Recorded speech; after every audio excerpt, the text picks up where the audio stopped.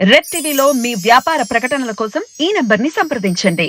నమస్తే. ప్రస్తుతం మనతో పాటు సీనియర్ జర్నలిస్ట్ దాము బాలాజీ ఉన్నారు. ఆయనతో మాట్లాడదాం. నమస్తే సార్. నమస్తే సార్, పవన్ కళ్యాణ్కి సంబంధించి మూవీస్ కానీ యాడ్స్ కానీ ఏది జరగొద్దు అంటే రిలీజ్ కావద్దు, నడపొద్దు అని చెప్పేసి ఈసీ ఎలక్షన్ నేపథ్యంలో ఆపేసింది అని చెప్పేసి తెలుస్తుంది.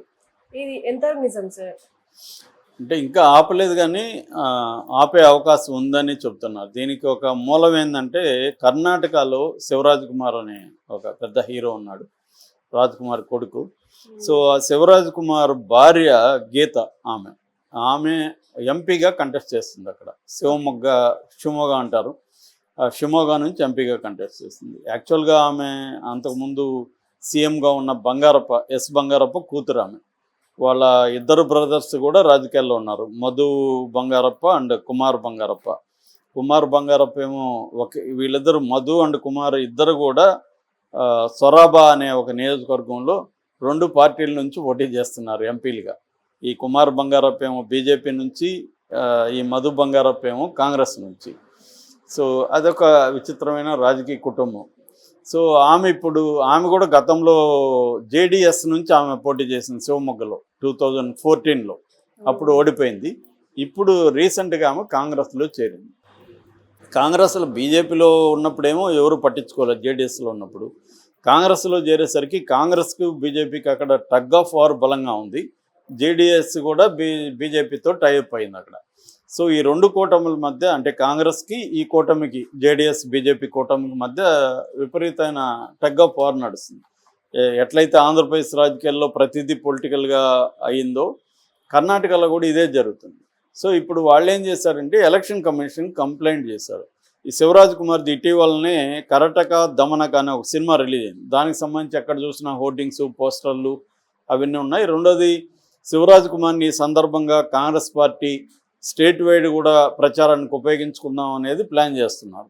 శివరాజ్ కుమార్ కూడా భార్య కోసం ఇంకా రంగంలోకి దిగక తప్పదు. సో ఈ కాంటెక్స్ట్లో బీజేపీ వాళ్ళు ఏం చేశారంటే అక్కడ ఈసీకి వెళ్ళి కంప్లైంట్ చేశారు.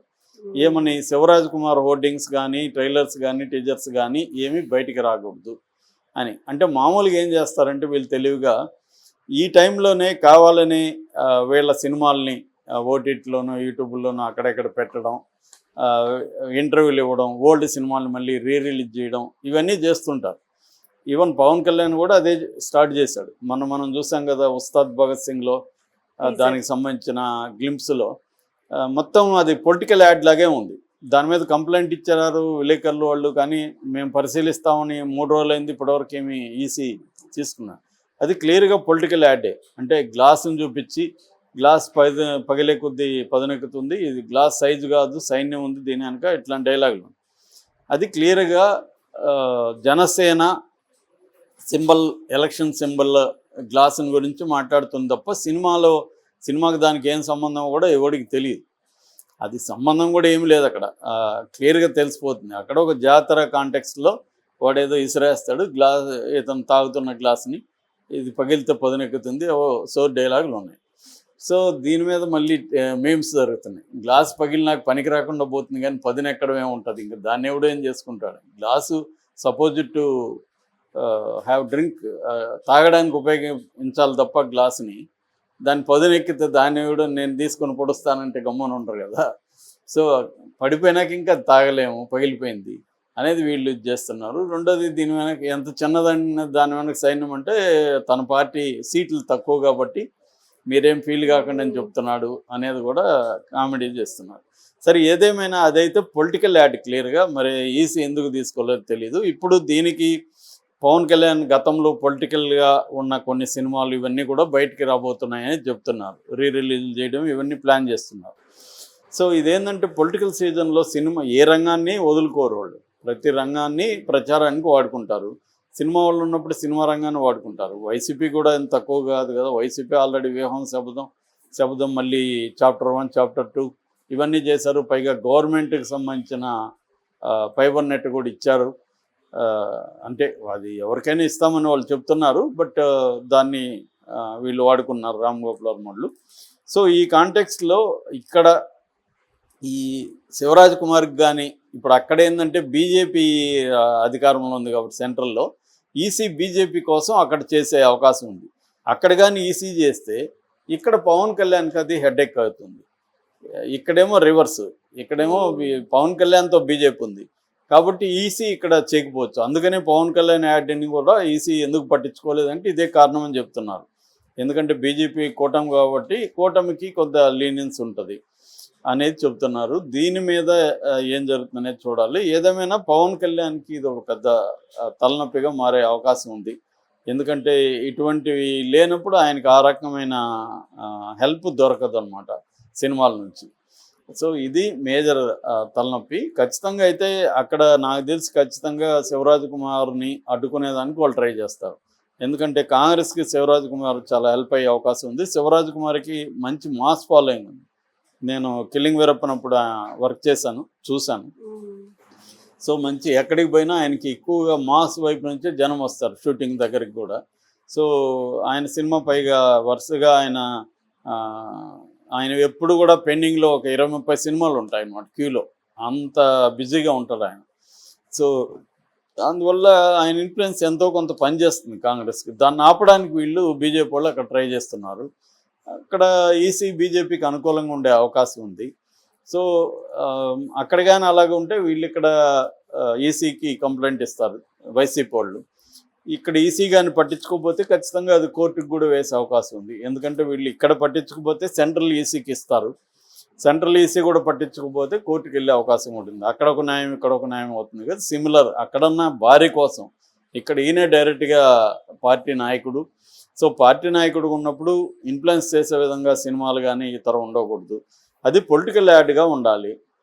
మొన్న ఈసీలో ఆయన కూడా మీనా గారు కూడా ఇదే చెప్పారు.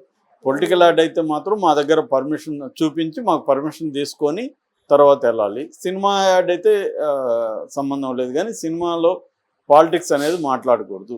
ఒక పొలిటికల్ పార్టీకి అనుకూలంగా సినిమా బిట్టి కానీ సినిమా కానీ ఉండకూడదు అనేది ఈసీ ఇది చెప్తుందన్నమాట. మరి ఈ కాంటెక్స్ట్లో పవన్ కళ్యాణ్ ఏం చేయబోతున్నాడు? దాన్ని బ్యాన్ చేస్తారా? లేకపోతే చాలాసార్లు ఏం చేస్తారంటే బ్యాన్ చేసే లోపల వెళ్ళిపోనని వదిలేస్తారు. ఒకసారి సోషల్ మీడియాకి వెళ్ళినాక దానంతా తీయడం అనేది కష్టం అయిపోతుంది. వాళ్ళ అధికారిక దీంట్లో తీస్తారు తప్ప మిగతా వాటిలో వెళ్ళిపోతూ ఉంటుంది. దాన్ని చూడడానికి ఈసీకి అంత స్టాప్ ఉండరు.